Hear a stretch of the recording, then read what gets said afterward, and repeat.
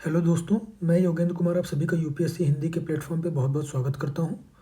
दोस्तों, यूपीएससी हिंदी आप सभी की तैयारी को सहज बनाने के लिए अनेकों प्रयास कर रही है।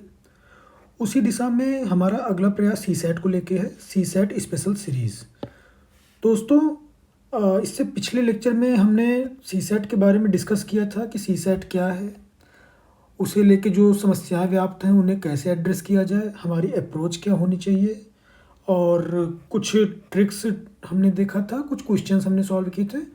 और उसी दिशा में हम आज का लेक्चर स्टार्ट कर रहे हैं। इसमें हम प्रीवियस ईयर क्वेश्चंस देखेंगे यूपीएससी यूपीपीसीएस के 2021 में जो पूछे गए थे। ये मेरा शॉर्ट इंट्रोडक्शन है, तो आइए दोस्तों शुरू करते हैं।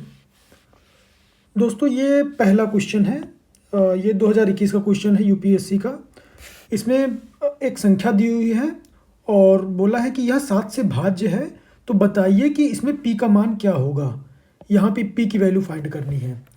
तो अब दोस्तों, यहाँ पे हमें अगर एग्ज़ाम पॉइंट ऑफ व्यू से देखें तो हम कितना जल्दी निकाल सकते हैं, हमारा ये प्रयास होना चाहिए।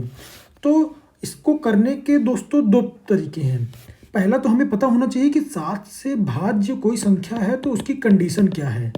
अगर हमें कंडीशन नहीं पता है तो हम आगे इनिशिएट नहीं कर सकते, क्योंकि अगर आप जनरल वे में चलेंगे कि आप 7 को लेके उसको पूरा डिवाइड करने बैठ जाएं तो यहाँ पे बीच में जाके आप फंस जाएंगे, जहाँ पे आपको दिक्कत होगी। तो इसका अप्रोच क्या है कि जैसे मान लीजिए हमारी संख्या क्या है, 3 7 9 8 1 2 5 P 3 6 9। अब दोस्तों हम क्या करेंगे, राइट हैंड साइड से 3 का पेयर बनाएंगे। तो ये बना लिया 3 का पेयर, फिर ये 3 का पेयर बना लिया, फिर 3 का पेयर बना लिया, और ये 3 का पेयर बना लिया। अब दोस्तों हम क्या करेंगे, इसमें alternate plus minus sign assign कर देंगे, चाहे आप इस लेफ्ट साइड से करें चाहे राइट साइड से करें, दोनों तरफ से आपका रिजल्ट सेम आएगा। तो आइए अगर हम राइट साइड से करते हैं तो देखिए क्या आता है, प्लस माइनस, और यही अगर आप लेफ्ट साइड से करेंगे तो प्लस माइनस। तो कहने का मतलब ये है कि आप अगर उत्तर देखेंगे तो दोनों में उत्तर सेम आएगा, बस उसके साइन में अंतर होगा, एक में पॉजिटिव आएगा एक में निगेटिव आएगा। तो आइए अगर हम ऊपर वाले मेथड से करते हैं तो आ जाएगा हमारा 37 माइनस 981 प्लस 25p माइनस 369। ये दोस्तों हमारा जो नंबर आएगा ये 7 से विभाजित होगा। तो अब आइए इसको सॉल्व करते हैं। तो सॉल्व करने पे हमारा आएगा 1313 माइनस 25p। तो अब दोस्तों ये नंबर हमको 7 से विभाजित करना है। तो अब 7 से विभाजित करने के लिए पहले हम देख लेते हैं कि 1313 का विभाजित करने पे ये पूर्णतः विभाजित हो रहा है या फिर क्या रिमाइंडर बच रहा है इसमें। तो अगर इसको हम विभाजित करते हैं तो ये आएगा आपका 187 इंटू 7 प्लस 4, ये 4 आपका रिमाइंडर बच गया, यानी ये आपका आ गया, माफ़ कीजिएगा दोस्तों, यहाँ पे माइनस होकर यहाँ पे ये प्लस साइन है, क्योंकि यहाँ पे देखिए ये प्लस है। तो ये आपका इतना आ गया। तो अगर आप इसको लिखेंगे -1313 को, तो ये आ जाएगा 187 इंटू 7 प्लस 4 प्लस 25, माफ कीजिएगा 25p। तो अब यहाँ पे अगर हम ब्रैकेट खोल दें तो चूंकि ये अगर आप ब्रैकेट खोल दें तो आप ये देखेंगे कि -187 इंटू 7 माइनस 4 प्लस 250p। तो अब यहाँ पे आप देखेंगे कि ये जो नंबर है पूरा पूरा 7 से विभाजित हो रहा है, तो इसको हम नहीं काउंट करेंगे। अब बचता है ये नंबर। तो दोस्तों अब देखिए यहाँ पे हमारे पास लिखा क्या है, ये यहाँ सॉल्व करते हैं, -4 प्लस 25p। अब दोस्तों यहाँ पे p की वैल्यू 0 से लेके 9 के बीच कुछ भी हो सकती है। तो हम देखेंगे कि कौन सी वैल्यू जो है ये 7 से डिवाइड हो सकती है। तो 7 से डिवाइड होने का मतलब है या तो p की वैल्यू अगर हम यहाँ पे 252 कर दें या फिर 259 कर दें, ये दोनों की दोनों वैल्यू 7 से डिवाइड है। बट यहाँ पे देखिए दोस्तों -4 भी है साथ में, तो -4 है, इसका मतलब हमारा ये अगर ओवरऑल वैल्यू 252 और 259 आ जाए तो हमारा काम बन जाएगा, क्योंकि ये 7 से डिवाइड हो जाएगा। तो उसके लिए p की वैल्यू हम कितना रख सकते हैं? p की वैल्यू अगर हम इसमें 4 जोड़ दें तो ये हो जाएगा 256, और अगर इसमें 4 जोड़ दें तो ये हो जाएगा 263। तो देखिए दोस्तों 263 तो नहीं हो सकता, क्योंकि हमारे यहाँ पे 5 है, तो इसका मतलब हमारा आंसर हो गया 256। तो यानी p की वैल्यू 6 हो गई। अगर आप p की वैल्यू 6 रखेंगे तो 256 आएगा, 256 में 4 घटा देंगे तो 252 आएगा। तो 252 हमारा 7 से पूर्णतः विभाजित है, तो इसका आंसर हो गया दोस्तों 6। अब एक अप्रोच और होती है दोस्तों, उसमें क्या है कि एक कंडीशन होती है 7 से डिवाइड होने की, कि अगर मान लीजिए कोई नंबर दिया हुआ है, जैसे मान लीजिए सपोज कीजिए कि 1253 ये आपको नंबर दिया हुआ है, तो अब इसमें हम क्या करेंगे कि ये जो आपका लास्ट डिजिट है, लास्ट डिजिट को हटा देंगे और इसका 2 टाइम्स कर देंगे, यानी कि 3 दूनी 6, उसको 6 को यहाँ से माइनस कर देंगे, तो हमारा आता है 119। तो दोस्तों ये आ गया। अब फिर हम इसमें क्या करेंगे, 9 को हटा देंगे और इसका 2 टाइम्स जो है माइनस कर देंगे, यानी 9 2 18। तो आप देख रहे हैं दोस्तों -7 आ रहा है। देखिए दोस्तों माइनस साइन यहाँ पे ये आ रहा है इसलिए क्योंकि यहाँ पे आप ज़्यादा घटा रहे हैं, लेकिन ओवरऑल देखा जाए तो ये 7 भी 7 से डिवाइड है। और अगर आप चाहते हैं कि आप पहले सॉल्व कर लें, यानी 119 पे ही सॉल्व कर लें, तो आप 119 को भी डिवाइड कर सकते हैं 7 से, तो ये पूर्णतः विभाजित होगा, 7 एकम 7 14 टाइम्स जाएगा, नहीं माफ़ कीजिएगा 17 टाइम्स। तो ये हमारा एक मेथड है। अगर आपको ये देखिए, ये बहुत ही शॉर्टकट मेथड है, अगर आपको ये पता है तो आप बहुत ही आसानी से क्वेश्चन को तुरंत पिक करके आप अपना आंसर लगा सकते हैं। आइए दोस्तों आगे बढ़ते हैं दूसरे क्वेश्चन की तरफ। दोस्तों मैंने कोशिश किया है इस बार कि दोनों ही क्वेश्चन को जितने भी हैं वो सारों को हिंदी में भी करूं और इंग्लिश में भी रखने का प्रयास करूं, ताकि दोनों मीडियम के बच्चों को, छात्रों को समझने में आसानी हो। तो देखिए दोस्तों इसमें क्या कह रहा है कि एक हाई स्कूल की जीव विज्ञान की कक्षा ने पूर्वानुमान लगाया है कि पशुओं की स्थानीय आबादी प्रत्येक 12 वर्ष में दुगनी हो जाती है। तो अगर ये दुगनी हो जाएगी 12 वर्ष में, तो हमसे बोला है कि 2021 के आरंभ में अगर पशुओं की आबादी 50 होगी, तो यदि n वर्षों बाद पशुओं की आबादी जो है p से निरूपित की जाए, तो इनमें से कौन सा समीकरण सही होगा। तो देखिए दोस्तों हमें कह रहा है कि 2021 में पशुओं की आबादी दे रखी है 50, और बोल रहा है कि हर 12 साल पे ये हो जा रहा है 2 टाइम्स। तो दोस्तों अगर 12 साल पे 2 टाइम्स हो जा रहा है और हमसे पूछा है कि n ईयर में पशुओं की आबादी p है, तो वो p कितना होगा। तो देखिए दोस्तों इसको करने का बहुत ही सिंपल तरीका है, 2 तरीके हो सकते हैं। देखिए दोस्तों अगर आपको एग्ज़ाम में करना है, तो एग्ज़ाम में आपको ये नहीं देखना कि आपने कैसे पढ़ा था, क्या किया था, क्या इसका सही ढंग से आप समझ सकते हो कि व्याख्यात्मक तरीका क्या है। आपको व्याख्यात्मक तरीके पे जाने की बिल्कुल ज़रूरत नहीं है। बस आपको कैसे भी करके 2 घंटे का पेपर हो तो उसमें कैसे भी करके आपको जल्दी से जल्दी आंसर पता करना है। तो इसका सबसे शॉर्टकट तरीका मैं आपको बताऊं तो ये है कि देखिए 12 वर्ष में आपका पशुओं की संख्या दोगुनी हो जा रही है, यानी अगर आप n की वैल्यू 12 रखेंगे तो वो जो है 50 की बजाय 100 आना चाहिए। 50 50 100 हो गए 12 साल में। तो अब फटाफट हम रख के देख लेते हैं। अगर हम पहले ऑप्शन में रखेंगे 12 n की जगह पे, तो देखिए बहुत ज़्यादा आ रहा है, तो इसका मतलब ये नहीं है। यहाँ पे अगर आप 12 रखेंगे तो 12 बराबर 144, ये भी नहीं है। अगर आप यहाँ 12 रखेंगे तो बहुत ही ज़्यादा आएगा, ये भी नहीं है। अब अगर आप यहाँ पे n की वैल्यू 12 रखते हैं तो देखिए 2 की पावर 1 आ जाएगा, यानी 50 × 2 यानी 100। तो ये दोस्तों देखिए सही है, और हमने बस मुश्किल से हमको सेकेंडों भी नहीं लगी, देखिए आप तुरंत पहुँच गए कि आपका कौन सा आंसर सही है। अब दोस्तों आप इसमें ये भी देख सकते हैं कि अगर आप मैथमेटिकल फॉर्म में जाएं व्याख्यात्मक तरीके से, तो आप ये देख सकते हैं कि अगर आपके 2021 में पशुओं की संख्या 50 थी और हर 12 साल पे 2 गुना हो जा रही है, तो आप ये देखिए कि 12 साल में आपकी हो गई 100, फिर अगले 24 साल की बात करें तो वो हो गई आपकी 100 से बढ़ के 200 हो जाएगी, ना कि 150। ये आप ध्यान दीजिएगा कि पशुओं की संख्या दुगनी हो रही है, ना कि 50-50 बढ़ रही है। उसके बाद अगर आप देखेंगे, फिर अगर 12 साल की बात करें यानी 36वें साल में, तो ये हो जाएगी बढ़ के 400।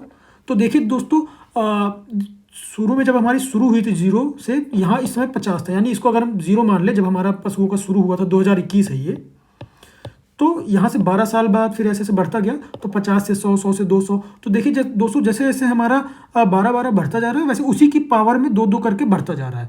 तो ये दिख रहा है हमें कि 50 × 2 की पावर n/12 है। यानी n अगर हमारा 12 हुआ तो 1 दोगुना हो गया, अगर हमारा 24 हुआ तो ये 2 की पावर 2 हो जाएगा, यानी 2 दूनी 4, 5 दूनी, तो ये 100 200 आ गया। तो ऐसे ही बढ़ता जाएगा आगे। तो अब आते हैं अगले क्वेश्चन पे। देखिए दोस्तों अगला क्वेश्चन हमारा ये है 1 जनवरी, ये भी यूपीएससी का क्वेश्चन है। आप ध्यान दीजिएगा, ये जितने भी मैं क्वेश्चन डिस्कस कर रहा हूँ ये सारे के सारे क्वेश्चन यूपीएससी के हैं और यूपी पीसीएस के भी हैं इसमें 2021 के। आने वाले वीडियो में हम कोशिश करेंगे और भी प्रीवियस ईयर क्वेश्चंस को डिस्कस करें, उसको लें, ताकि हम वेराइटीज़ ऑफ क्वेश्चंस को समझ पाएँ, उसमें जो हमारे अप्रोच हैं उसको हम देख पाएँ, और क्या नई नई ट्रिक्स हैं, कैसे हमें अपने एग्ज़ाम के पॉइंट ऑफ व्यू से पढ़ना चाहिए। ज़रूरी नहीं है कि जो क्वेश्चन आए उसको उसी तरीके से लगाएं, हमें बस कुल मिला के हमारा एक ही उद्देश्य होना चाहिए कि जल्दी से जल्दी आंसर निकालें, सही और सटीक आंसर। तो आइए दोस्तों अगला क्वेश्चन देखते हैं। इसमें बोल रहा है कि 1 जनवरी 2021 के वर्ष के mवें दिन पेट्रोल का मूल्य इतना रुपया है, जहां m दर्शा रहा है 1 से लेकर 100 तक और तत्पश्चात अचर रहता है, यानी देयर आफ्टर रिमेन्स कांस्टेंट। यानी m की वैल्यू अगर आप बढ़ाते जाएं तो वो 100 तक बढ़ेगा, उसके बाद जो है 100वें दिन के बाद उसकी प्राइस जो रहेगी वही प्राइस कांस्टेंट हो जाएगी, वही की वही मेंटेन रहेगी। और अब दिया वहीं दूसरी ओर अगर डीजल की बात करें तो nवें दिन डीजल का मूल्य दे रखा है 69 + 0.15 n। तो बोल रहा है कि ये लगातार बढ़ता जा रहा है। देखिए इसमें लिखा हुआ है कि डीजल का मूल्य इतना रुपया है n के किसी भी मान के लिए। तो अब देखिए वर्ष 2021 की किस तिथि को इन दोनों ईंधनों का मूल्य समान होगा। अब हम मान लेते हैं कि कोई तिथि होगी, तो हम निकालते हैं कि 80 से 100 दिन तक देखिए पेट्रोल का दाम बढ़ रहा है दोस्तों। तो 100 अगर m की वैल्यू हम 100 रख देंगे तो पेट्रोल का दाम हमारा हो जाएगा 80 + 0.1 × 100। इसको सॉल्व करेंगे दोस्तों तो आ जाएगा 90, यानी 100 दिन में बढ़ के 50 पेट्रोल का दाम 80 से 90 हो गया। अब उसी में अगर हम देखें डीजल का दाम कितना हुआ, तो डीजल था हमारा 69 + 0.15 × 100। तो डीजल का दाम बढ़ के हमारा हो गया 69 + 15, यानी हो गया 84। तो देख रहे हैं दोस्तों 100 दिन में हमारा पेट्रोल बढ़ा यहाँ तक और डीजल बढ़ा यहाँ तक। अब इसके बाद क्या होता है, ये 90 तो कांस्टेंट हो जाएगी, 90 चलता जाएगा। अब लेकिन ये 84 तो बढ़ता रहेगा, ये जो हमारा रेट था 0.15 n के हिसाब से। तो अब हम देखेंगे कि कितने दिनों में हमारा ये जो 84 रुपया है ये 90 तक पहुंच जाएगा, क्योंकि 90 तो अब मेंटेन है। तो अब हम इक्वेट कर देंगे 90 = 69 + 0.15 n। अब देखिएगा दोस्तों 69 मैंने इसलिए किया क्योंकि शुरू से हमको देखना है कि कितने दिन में जाके 90 रुपये हो जाएगा। तो अब अगर हम यहाँ से इसको माइनस कर दें तो ये हमारा आ जाएगा 21 = 0.15 n। अब यहाँ से अगर हम n की वैल्यू कैलकुलेट करेंगे तो 21/0.15 यानी 2100/15। तो ये अगर दोस्तों आप सॉल्व करेंगे तो n की वैल्यू आएगी 140। तो देखिए दोस्तों 140 है, यानी 140वें दिन हमारा डीजल का जो दाम है वो पेट्रोल के दाम के बराबर हो जाएगा। तो अब दोस्तों अब यहाँ पे हम देखते हैं 140 यानी 1 जनवरी से हमारा लिया गया है। तो अगर जनवरी की बात करें, फिर फरवरी, मार्च, अप्रैल, मई, जून, ऐसे चलता जाएगा। तो जनवरी है हमारी 31 दिन की, फरवरी हो गया 28 डेज़ का, मार्च 31, अप्रैल 30। अब देखिए दोस्तों कितना हो गया 31, 28 और ये 31, 30 मिला के ये हो गया आपका 120। अब अपना है टोटल कितना 140। तो 140वें दिन 120 दिन तो ये हो गए, बच्चे 20 दिन में आपका पेट्रोल का दाम और डीजल का दाम बराबर हो जाएगा। तो इसका मतलब सीधा सीधा देखिए तुरंत आंसर आ गया 20 मई। तो बस आप यहाँ पे लगा देंगे कि 20 मई को आपका पेट्रोल का दाम और डीजल का दाम इक्वल हो जाएगा। तो देखिए दोस्तों आप इसकी भाषा में अगर जाएंगे तो देखिए थोड़ा सा आपको समझने में दिक्कत हो सकती है कि ये कहना क्या चाह रहा है। हो सकता है आप उसको बढ़ाते बढ़ाते आगे भी लेते जाएं, मतलब छोटी छोटी गलतियां हो सकती हैं। तो एग्जाम के पॉइंट ऑफ व्यू से आपको एक एक चीज़ समझने का जरूरत है कि जैसे यहाँ पे बोला है अचर रहती है, तो कहाँ तक जाती है 100 तक जाती है, तो आप 100 पे निकाल के देख लीजिए। अब आपको ये कैसे समझ में आ गया कि आपको डीजल भी 100 पे चेक करना है, क्योंकि देखिए यहाँ पे 100 तक ये जा रहा है तो डीजल लेकिन किसी भी मान के लिए वही है, तो डीजल को भी हमने चेक किया कि डीजल कहाँ तक पहुँचा था। तो इसका मतलब ये जो तरीके हैं इसको आपको थोड़ा सा ये प्रैक्टिस से आएगा, वो आपको धीरे धीरे समझ में आ जाएंगी चीज़ें। आइए अगले क्वेश्चन पे अपने बढ़ते हैं। ये क्वेश्चन है, बोल रहा है कि देखिए एक कक्षा में 60% विद्यार्थी भारत से हैं और विद्यार्थियों का 50% लड़कियां हैं। यदि भारतीय विद्यार्थियों में 30% लड़कियां हैं तो विदेशी विद्यार्थियों में कितने प्रतिशत लड़के हैं। तो देखिए दोस्तों, इसको करने का बहुत ही सिंपल तरीका बताऊं तो मान लीजिए कि 100 जो है आपके विद्यार्थी हैं किसी क्लास में। अगर 100 विद्यार्थी हैं तो उसमें बोल दिया 60% इंडियन है, तो 60% इंडियन है, इसको हम 60 आई कर देता हूँ इंडियन, और 60 अगर इंडियन है तो 40 आपके हो जाएंगे फॉरेनर, तो 40 फॉरेनर हो गए आपके। अब दोस्तों बोल रहा है कि इस विद्यार्थियों जो 100 विद्यार्थी हैं इसमें 50 लड़कियां हैं और 50 लड़के हैं। तो अब बोल रहा है कि जो भारतीय विद्यार्थी हैं, यानी ये जो भारतीय विद्यार्थी हैं 60, इनमें 30% लड़कियां हैं, तो 60 का 30% कितना हो जाएगा दोस्तों, 60 गुणे 30/100 यानी हो गया आपका 18 इसमें गर्ल्स हैं। तो बॉयज़ कितने हो जाएंगे इसमें, बॉयज़ हो जाएंगे आपके 42। ठीक है दोस्तों, अब 42 बॉयज़ हो गए। अब यहाँ पे देखिए 50% गर्ल्स हैं और 50% बॉयज़ हैं, तो अगर 42 लड़के यहाँ पे हैं तो यहाँ कितने लड़के होंगे, बचे हुए 8 लड़के यहीं पे होंगे, और बाकी जो आपकी 32 हैं वो लड़कियां हो जाएंगी। दोनों टोटल लड़कियां मिला लीजिए आप, कितनी हो रही है, 32 लड़कियां ये हैं, 18 लड़के ये हैं, टोटल 50 लड़कियां हो गई। इसका मतलब सही है हमारा। बीच बीच में अगर देखिए क्वेश्चन में भी आपको ये करते करते प्रैक्टिस हो जाएगी, ताकि आप क्रॉस चेक कर सकें कि आप जो स्टेप कर रहे हैं वो सही है कि नहीं। तो कुल मिला के यहाँ पर 40 में से 8 जो है बॉयज़ हैं, तो आप देख सकते हैं कि 40 में 8 बॉयज़ हैं, तो ये कितना प्रतिशत हो गया, 8/40 × 100, ये आपका 20% हो गया। आप सीधे से मार के आगे बढ़ जाइए। अब देखिए दोस्तों आगे बढ़ते हैं। अब इस क्वेश्चन पे अगर आते हैं तो आप ये देखिए कि इसमें कथन लिखा हुआ है, तो हमें इन सब चीज़ों को पढ़ने की बिल्कुल ज़रूरत नहीं है। जब भी इस तरीके के क्वेश्चंस आए आपको इसको पढ़ के टाइम वेस्ट करने की बिल्कुल ज़रूरत नहीं है, क्योंकि एग्ज़ाम में आप जब बैठते हैं तो ऑलरेडी वहाँ पे समय का इतना प्रेशर रहता है। 2 घंटे में आपको OMR भी काला करना है, आपकी जो डिटेल्स है उसको फिल करनी है, और अगर क्वेश्चंस कुछ इस तरीके के क्लिष्ट आ गए कठिन तो उसमें काफ़ी दिक्कतें होती हैं। तो सीधे हम देखते हैं कि हमारा कथन क्या कह रहा है और निष्कर्ष देखते हैं क्या कह रहा है। इसी बेसिस पे हम पता करने की कोशिश करेंगे कि क्या कितनी जल्दी से हम कौन सा पहुंच सकते हैं। तो आइए देखिए दोस्तों शुरू करते हैं। बोल रहा है कि कुछ रेडियो मोबाइल हैं, तो मान लीजिए कि ये है रेडियो, इसको मैंने R से दिखा दिया। अब बोल रहा है कि कुछ रेडियो मोबाइल हैं, तो इसका मतलब ये मैंने दिखा दिया मोबाइल। तो अब देखिए ये जो पोर्शन है ये कुछ रेडियो मोबाइल का दिखा रहा है। अब अगला बोल रहा है कि सभी मोबाइल कंप्यूटर हैं, यानी जो जितनी भी ये ऑरेंज कलर की मोबाइल है ये कंप्यूटर के अंदर आती हैं। तो मैं बना देता हूँ, मान लीजिए जो रेड कलर से मैं बना रहा हूँ ये आपका कंप्यूटर हो गया, इसको मैं C से दिखा दिया। देखिए अब इस C के अंदर पूरा का पूरा M है। और अब आगे बढ़ते हैं, बोल रहा है कि देखिए कुछ कंप्यूटर घड़ी है, तो अब कुछ कंप्यूटर घड़ी है तो इसको हम देख लेते हैं कि अब कुछ कंप्यूटर घड़ी है तो वो घड़ी हम कहीं भी बना सकते हैं, ज़रूरी नहीं दोस्तों कि हम यही बनाएं।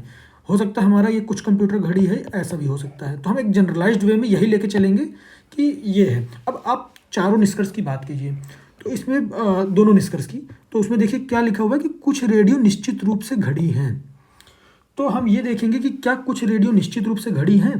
देखिए रेडियो हमारा ये है, घड़ी हमारा ये है वॉच, तो क्या ये दोनों में कोई समानता है, बिल्कुल नहीं है। इसका मतलब ये स्टेटमेंट तो आपका गलत हो गया। अब बोल रहा है कि देखिए कुछ मोबाइल निश्चित रूप से घड़ी हैं, कुछ मोबाइल ये है मोबाइल हमारी और ये है हमारी घड़ी, तो क्या इसमें कोई समानता दिख रही निश्चित रूप से। हम संभावना व्यक्त कर सकते थे कि हाँ हो सकती है अगर ये ओवरलैप पोर्शन ऐसे होता, लेकिन ये ऐसा है नहीं, तो हम कह सकते हैं कि ये भी स्टेटमेंट हमारा गलत हो गया कि जो बोल रहा है निश्चित रूप से, इसका मतलब ये भी नहीं है। तो अब देख सकते हैं कि दोनों स्टेटमेंट गलत हैं, तो हमारा D ऑप्शन सही हो गया।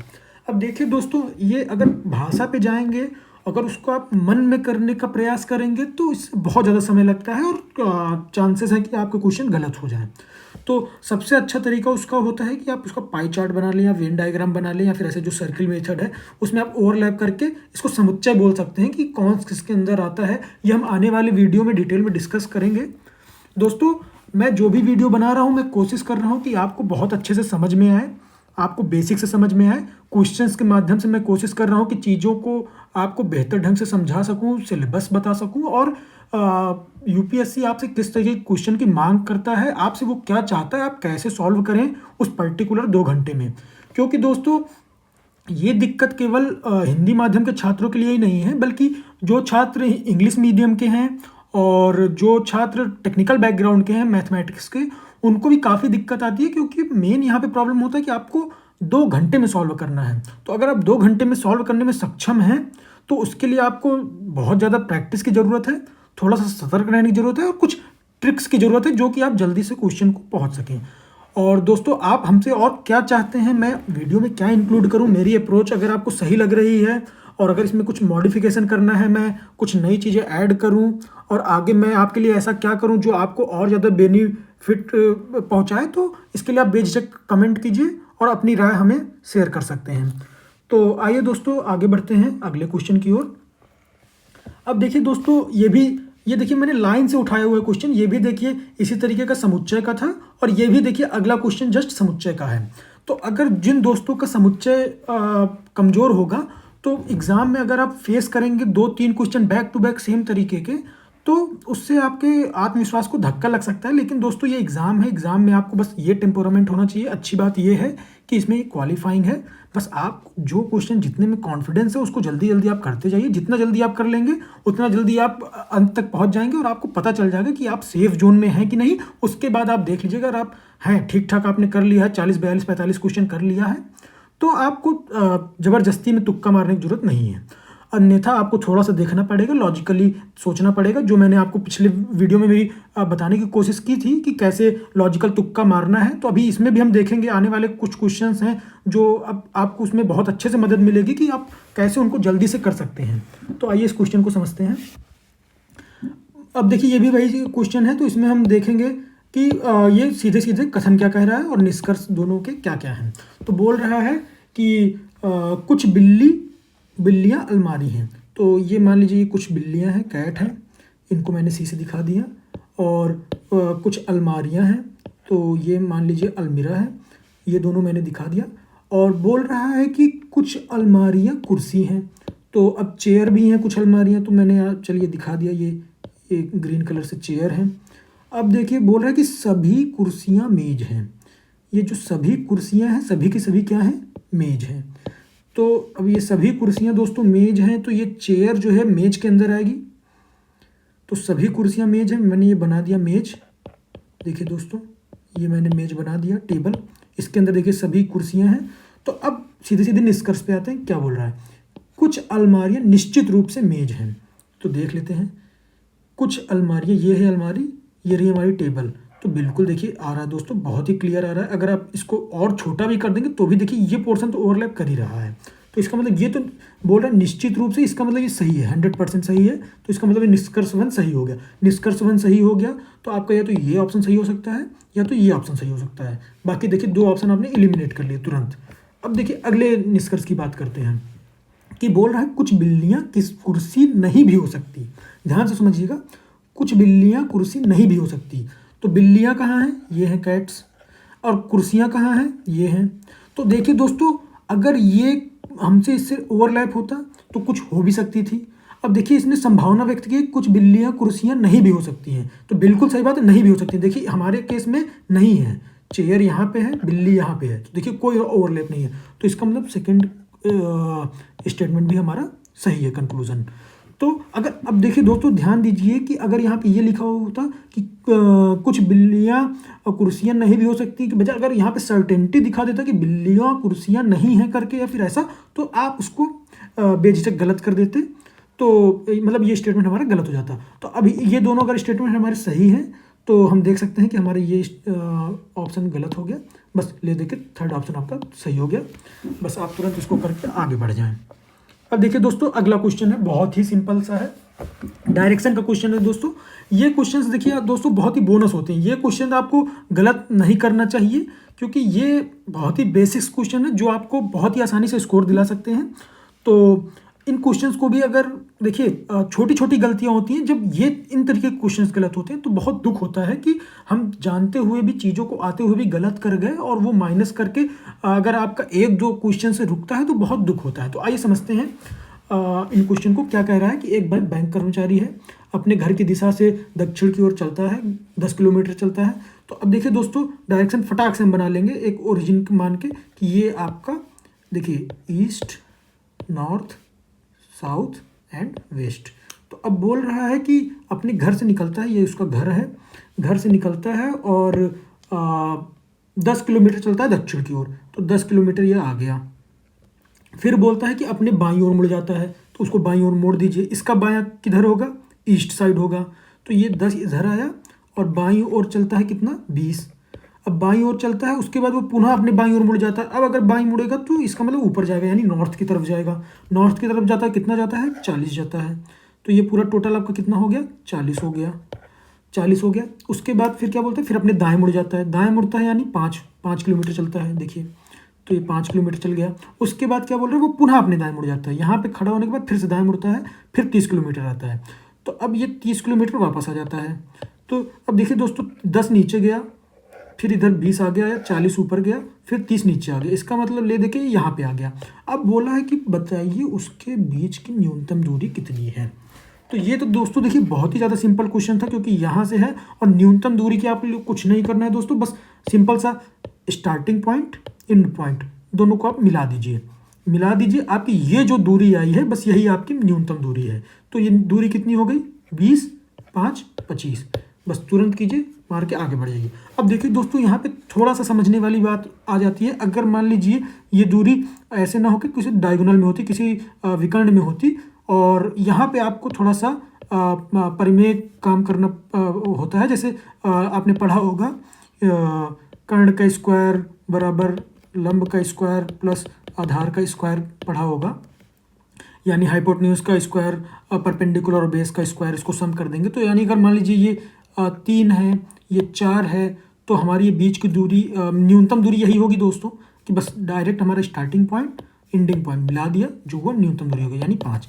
तो अब यहाँ पे हमारा न्यूनतम दूरी 25 था। तो चलिए आगे बढ़ते हैं, अगले क्वेश्चन की ओर जाते हैं। अब देखिए दोस्तों, ये क्वेश्चन दोस्तों बहुत ही ज़्यादा आप कठिन कह सकते हैं, या फिर ये कह सकते हैं बहुत ही ज़्यादा आसान।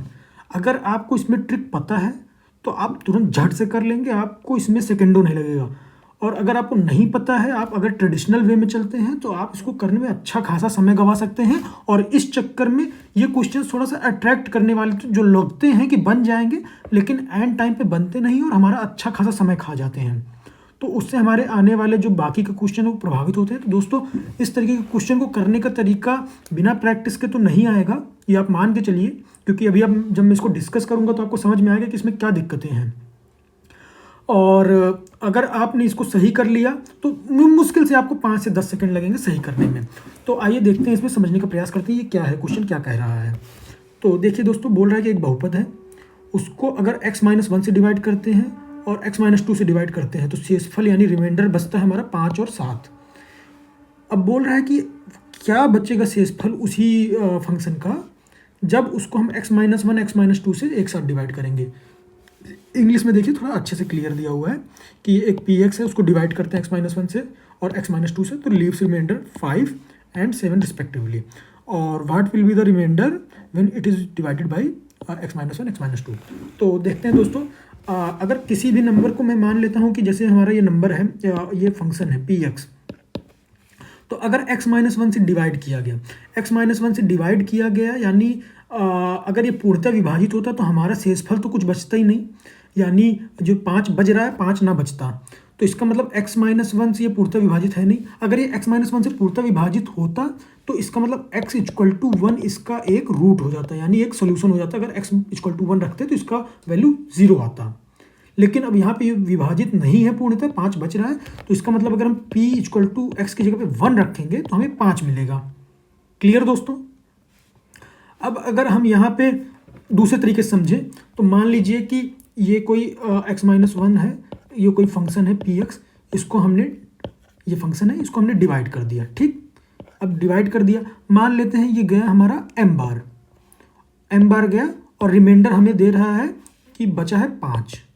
तो हम जानते हैं क्या होता है, x-1 into m plus 5 is equal to px। देख रहे हैं दोस्तों। अब अगर हम यहाँ पे px यानी x की वैल्यू 1 रख देते हैं, 1 रख देंगे, यहाँ पे अगर हम 1 पुट कर दीजिए तो p1 हो जाएगा। तो यहाँ पे जैसे ही आप 1 पुट करोगे तो ये 0 हो जाएगा प्लस 5। तो देखिए दोस्तों p1 इक्वल टू 5 आ गया। वही मैंने लिखा है कि p1 इक्वल टू 5। यानी अगर आप कोई भी, अगर आपको नंबर दिया है तो उसको आप 1 रखेंगे, तुरंत आपको 5 जो रिमाइंडर है वही मिल जाएगा।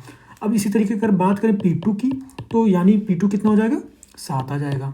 तो देखो दोस्तों, दो चीज़ें तो आपको पता चल गई, p1 कितना है, p2 कितना है।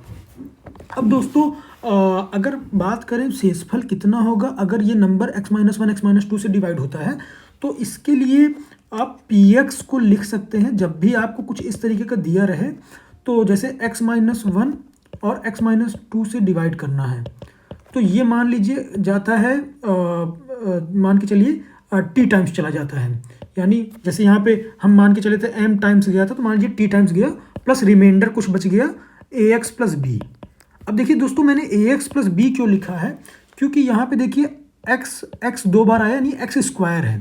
तो यहाँ पे जो हम लिखेंगे वो ax प्लस b लिखेंगे। अगर यही, अगर मान लीजिए हमारा x क्यूब होता, तो जो हमारा रिमाइंडर बचता हमेशा इस पावर से छोटा बचेगा, कभी भी इस पावर के इक्वल इसके बड़ा रिमाइंडर नहीं बचेगा। तो तब हम लिखते ax square plus bx plus c लिखते हैं। तो ऐसे अगर पावर बढ़ती जाती तो यहाँ पे हम कम कम करके लिखते जाते हैं। तो यहाँ पे हमारे रिमाइंडर दोस्तों, ये फंक्शन को हम ऐसे लिख सकते हैं। तो अगर ये नहीं पता है तो हम यहीं पे अटक जाएंगे। पहला चीज़, अगर पता है तो अब देखिए आप समझने का प्रयास कीजिएगा कि ये कितना टाइम टेकिंग है। पहले आपको यहाँ पे ये चीज़ें देखना था कि ये कॉन्सेप्ट आपको पता है कि नहीं। उसके बाद आपको ये देखना है कि अगर x-1 x-2 से एक साथ डिवाइड कर रहे हैं तो ये कैसे आता है। तो अब इसको समझते हैं। अब अगर हम यहाँ पे पहले तो p इक्वल टू 1 रख देते हैं x की जगह पे। तो अगर p1 रखेंगे तो देखिए ये दोस्तों 0 हो जाएगा, तो 0 हो गया, प्लस a इक्वल टू 1 रखा तो हमारा आ गया a प्लस b, और p1 की वैल्यू हमारी कितनी थी, 5। अब अगर हम p2 रखते हैं x की जगह पे तो फिर ये 0 हो जाएगा, 0 हो गया, 2 रखेंगे तो ये 2a plus b equal to 7। अब यहाँ से दोस्तों हमें दो इक्वेशन मिल गई, एक इक्वेशन ये a प्लस बी में, एक इक्वेशन ये a प्लस बी में। तो यहाँ से a की वैल्यू अगर आप सॉल्व करेंगे दोनों को माइनस करके, तो a की वैल्यू 2 आ जाएगी, b की वैल्यू 3 आ जाएगी। तो यानी आपका जो रिमाइंडर हो गया 2x प्लस 3 हो गया, अगर आप उसमें उठा के रख देंगे। माफ़ कीजिएगा दोस्तों। तो देखिए ये है आपका 2x प्लस 3। अब आप समझ सकते हैं दोस्तों कि ये कितना ज़्यादा लेंदी है कि आप पहले यहाँ पे p1 को आप ये पता कीजिए कि 1 रखने पे 5 है, ये आपके दिमाग में क्लिक करना चाहिए। उसके बाद आपके दिमाग में ये क्लिक करना चाहिए कि आपका ये जो है फंक्शन होता ही होता है। अगर ऐसा है तो हम इसको ये लिख सकते हैं। फिर इसमें आप p1 की वैल्यू पुट कीजिए, p2 की वैल्यू पुट कीजिए, a b की वैल्यू आएगी, उसको सॉल्व कीजिए और फिर उसको उठा के इस रिमाइंडर में रखिए, तो आपका पता चलेगा आपको कि आपका रिमाइंडर ये आया। तो अब देखिए दोस्तों, ये तो हमको पता चल गया कि आंसर ये है। अब देखिए दोस्तों, अगर नहीं हमको पता है, ये सारे मेथड कुछ नहीं पता, सब डामाडोल है, गोल है, तो फिर भी हमको आंसर निकालना है, तो हम क्या करेंगे दोस्तों, कुछ नहीं, बहुत सिंपल सी बात है दोस्तों। देखिए आपको कुछ नहीं करना है, आपको क्रॉस चेक करना है। पहला चीज़ तो आपको ये समझ में आ गया कि जितने भी ऑप्शन है देखिए सब में ax प्लस बी टाइप है, यानी x+1 2x+1 3 जो भी है। अब देखिए दोस्तों, हम क्या करेंगे, x इक्वल टू 1 पुट करके देख लेंगे, चारों ऑप्शन में 1 पुट करके देख लेंगे। 1 पुट करते ही कितना आएगा, इसमें 3 आता है, इसमें -1 आ रहा है, इसमें 1 आ रहा है, इसमें 5 आ रहा है। तो देखिए दोस्तों 5 केवल इसी में आ रहा है, यानी x-1 जो 5 रिमाइंडर है वो केवल इसमें आ रहा है। अब दूसरा भी चेक कर लेते हैं रख के, x-2 यानी 2 रख के चेक कर लेते हैं।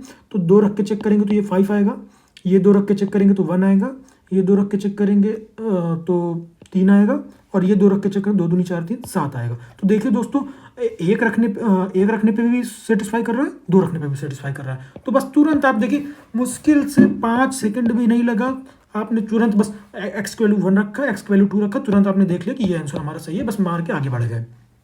तो दोस्तों ये जो छोटी छोटी ट्रिक्स हैं ये आपको बहुत मदद करेंगी। इस तरीके के प्रॉब्लम रिपीट होते रहते हैं। सीसैट का सिलेबस बहुत ज़्यादा स्टैटिक है, आप समझ रहे होंगे। बस इसमें दिक्कत क्या होती है कि कभी कोई पोर्शन कम पूछता है, कभी कोई पोर्शन ज़्यादा पूछता है, लेकिन मोर और लेस अगर आप कॉन्सेप्ट की बात करेंगे तो ले दे कि यही कॉन्सेप्ट रहते हैं। अगर आपको इस तरीके के एक्स वाई जो अचर वाले सवाल हैं, चर अचर के अगर आते हैं तो इसमें आपको ये कॉन्सेप्ट डेफिनेटली काम करेगा। तो आप समझ पा रहे होंगे कि आप बहुत ज़्यादा मेहनत करने की ज़रूरत नहीं है, लेकिन हाँ सटीक और ढंग से मेहनत करने की ज़रूरत है, जो आपको एक सही अप्रोच की तरफ ले जाए, आपको सही दिशा में काम करने के लिए प्रेरित करे और आपको लगे कि हाँ आप वाकई में क्वेश्चन को बना सकते हैं। क्योंकि दोस्तों मैं इसी बेसिस पे पिछले साल के क्वेश्चन उठा रहा हूँ, ताकि आपके मन में एक कॉन्फिडेंस भी आए और आपको ये भी समझ में आए कि ये क्वेश्चन देख के डरना नहीं है, इसकी अप्रोच क्या है ये आपके सामने है। तो चलिए दोस्तों, ये आज का लास्ट क्वेश्चन है, 2 क्वेश्चन और है अभी, तो इसमें हम समझने का प्रयास करते हैं कि क्या क्या है। तो देखिए बोल रहा है कि the sum of deviation of a set of observation x1 x2 x3 up to xn measured from 50 is -10 and sum of deviation measured from 46 is 70, then the number of observation। तो बोल रहा है दोस्तों कि x1 से लेके xn तक आपकी n ऑब्जर्वेशन है, तो अगर इसको 50 से अगर मेज़र करते हैं इसका विचलन यानी डेविएशन, तो उसका जो सबका योग है वो -10 आता है। अगर उसी विचलन को 46 से मेज़र करते हैं तो उसका योग आता है 70। तो बोल रहा है कि बताइए कि कितने जो है ऑब्जर्वेशन है, यानी कितने प्रेक्षण हैं। तो हम मान लेते हैं कि हर एक ऑब्जर्वेशन का डेविएशन निकालेंगे। अगर मान लीजिए x1 है तो x1 का डेविएशन x1 - 50 हो गया, x2 है तो x2 का डेविएशन x2 - 50 हो गया, तो ऐसे करके xn का डेविएशन xn - 50 हो गया। तो इन सभी डेविएशन का जो सम है वो बता रहा है -10। तो इन सबको अगर जोड़ दें तो x1 + x2 + x3 ऐसे ऐसे ऐसे करके xn तक अगर जाए और -50 भी आपका कितनी बार गया रहेगा, 50 + 50 + ऐसे ऐसे n टाइम्स। ठीक है दोस्तों, तो अगर m टाइम्स गया हुआ है 50, तो ये हो गया, इसको हम लिखते हैं समेशन ऑफ xn, यानी शॉर्ट में लिखते हैं ये xn की वैल्यू n = 1 से लेके n तक गया हुआ है -50 × n। आप अगर इसको नहीं भी लिखेंगे, आप ऐसे भी लिख देते हैं तो भी चलेगा, कोई दिक्कत नहीं, बस शॉर्ट के लिए मैंने लिखा है। तो इसकी वैल्यू कितनी दे रखी है, -10।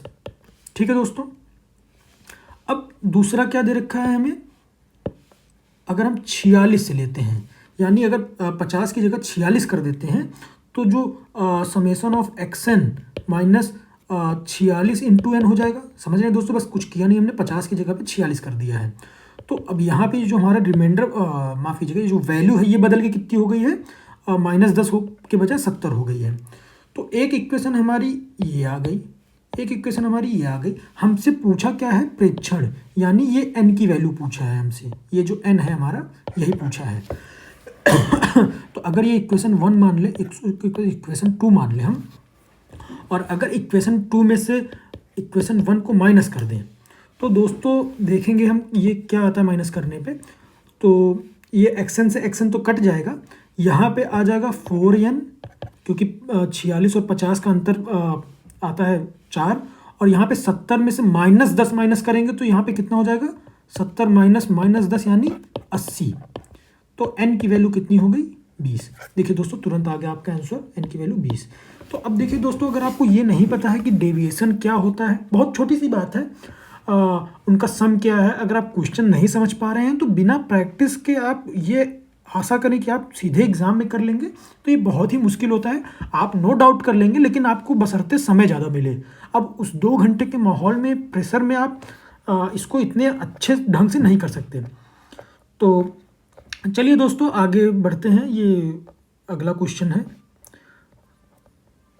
60 व्यक्तियों का सर्वेक्षण है। ये हमारा आज का लास्ट क्वेश्चन है। उसके बाद दोस्तों हम अगले लेक्चर में डिस्कस करेंगे बाकी के बचे हुए क्वेश्चन। ऐसे आने वाले लेक्चरों में हम ऐसे करते रहेंगे।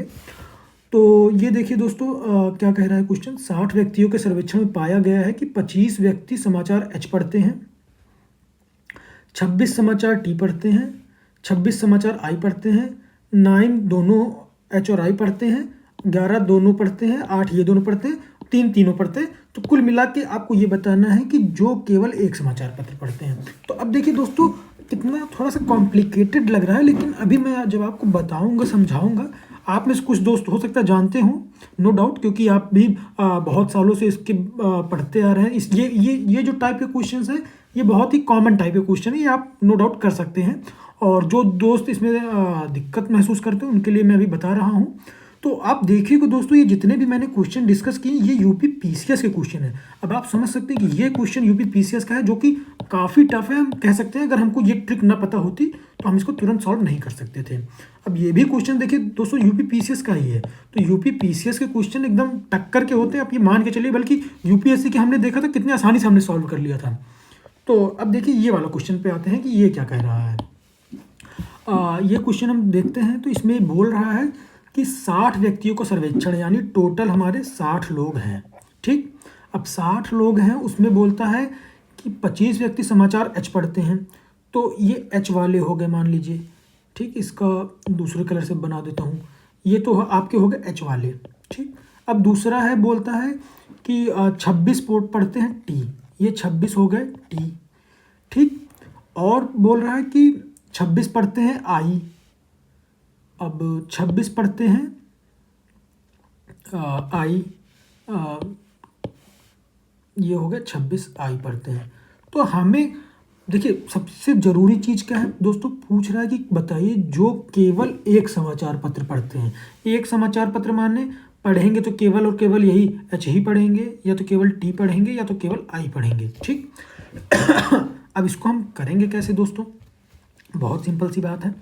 बोल रहा है, देखिए हम इसमें मैथ पे नहीं जाएंगे, हम केवल इस डायग्राम के बेसिस से समझ जाएंगे कि कैसे क्वेश्चन होगा। तो देखिए सबसे पहले हम देखते हैं कि कितने लोग तीनों पढ़ सकते हैं। तो 3 ऐसे लोग हैं जो तीनों पढ़ सकते हैं, यानी तीनों, देखिए ओवरलैप यहाँ पे हो रहा है। तो 3 ऐसे लोग हैं जो तीनों पढ़ सकते हैं, ठीक है दोस्तों। 3 लोग हो गए। अब बोल रहा है कि 8 लोग, हम उल्टा चल रहे हैं। देखिए दोस्तों, हमने ये पता कर लिया कि तीनों पेपर कितने लोग पढ़ सकते हैं, वो है 3 लोग। अब हम देखेंगे कि टी और आई कितने लोग पढ़ सकते हैं, वो है 8 लोग। तो टी और आई का देखिए ओवरलैप ये है हमारा, दूसरे पेन से बना देता हूँ। ये टी और आई का ओवरलैप ये है हमारा। तो टी और आई का ओवरलैप कितना है हमारा, 8। 8 में 3 तो ये हो गए, तो बचे कितने, 5।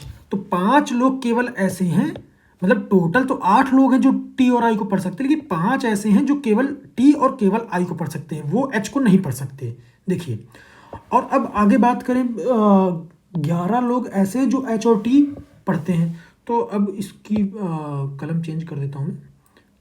ये 11 लोग ऐसे हैं जो एच और टी पढ़ सकते हैं। तो एच और टी क्या है, ये है एच और टी का ओवरलैप। तो 3 तो ये हो गए आपके।